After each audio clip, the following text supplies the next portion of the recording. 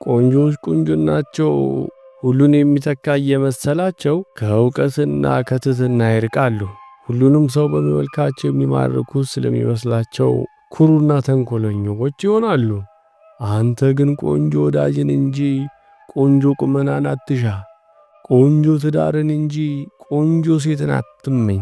የላይ ነገር ከንቱና ኃላፊ ነውና በሚፈርስ አካል ኖሮ በሚለውጠው መልክ አትደለል። እወዳለሁ ብለህ የምትናገረውን ቃል ውለታ አታድርገው።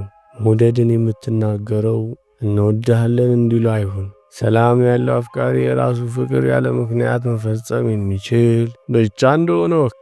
መወደድህን ለመስማት አትጠብቅ። ዛሬ መዝራት ዘመን ነገ መከር ነውና በእምነት እውነትን ዝራ። በምታውቀው ቦታ ላይ አገልጋይ፣ በማታውቀው መልካም ተግባር ላይ ደጀን ሁን። በቦታ መምህር ያለ ቦታ ተማሪ ሁን። ክብሩ እንዳይቀንስብህ ከዕቃ ትምክህት ከእውቀት ሙግት ራቅ።